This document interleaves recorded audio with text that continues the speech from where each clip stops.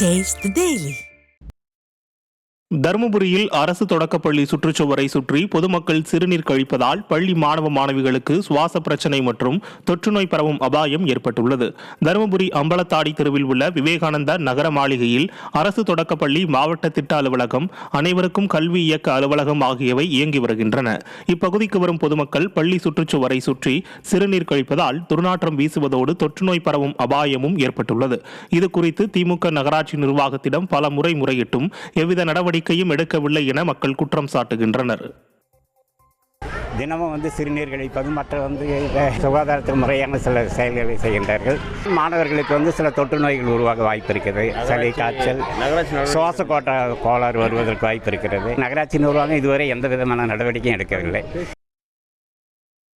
சிவகங்கை மாவட்டம் காரைக்குடி அருகே காவிரி கூட்டு குடிநீர் திட்ட குழாயில் ஏற்பட்ட உடைப்பு காரணமாக தண்ணீர் வீணாகியது.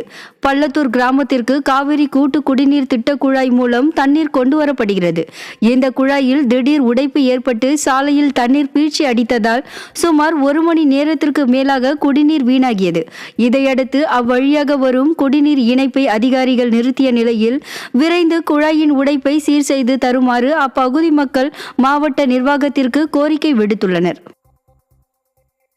திருச்சி அருகே உள்ள தாளக்குடி கிராம பகுதிகளை மாநகராட்சியுடன் இணைப்பதை கண்டித்து மாவட்ட ஆட்சியர் அலுவலகத்தை முற்றுகையிட்டு கிராம மக்கள் போராட்டம் நடத்தினர். மாநகராட்சியுடன் எங்களது ஊராட்சியை இணைப்பதால் 100 நாள் வேலை திட்டம் இழக்க நேரிடும், அரசு மானியங்கள் கிடைப்பதிலும் தொகுப்பு வீடுகள் கிடைப்பதிலும் சிக்கல் ஏற்படும் என தெரிவித்து முன்னாள் அதிமுக ஊராட்சி தலைவர் குரு செந்தில் தலைமையில் தாளக்குடி கிராம மக்கள் 300க்கும் மேற்பட்டோர் போராட்டத்தில் ஈடுபட்டனர்.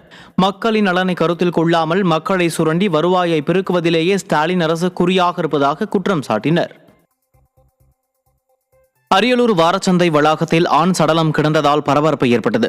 அரியலூர் நகராட்சி நிர்வாகம் சார்பில் புதிய வாரச்சந்தை கட்டுமான பணிகள் ஆமை வேகத்தில் நடைபெறுவதால் வாரச்சந்தை வளாகம் மது பிரியர்களின் கூடாரமாக திகழ்ந்து வருகிறது. இந்நிலையில் அந்த வளாகத்தில் ஆண் சடலம் ஒன்று கிடந்த நிலையில் போலீசார் சடலத்தை உடற்கூறாய்வுக்கு அனுப்பி வைத்து விசாரணை மேற்கொண்டனர். விசாரணையில் இறந்த நபர் சாலைக்குறிச்சி கிராமத்தைச் சேர்ந்த சம்பத்குமார் என்பதும் இவர் கடந்த சில நாட்களாக உடல்நிலை சரியில்லாமல் இருந்ததும் தெரியவந்தது. இதுபோன்ற மர்ம மரணங்களை தடுக்க காவல்துறையினர் கண்காணிப்பில் ஈடுபட வேண்டும் என கோரிக்கை எழுந்துள்ளது.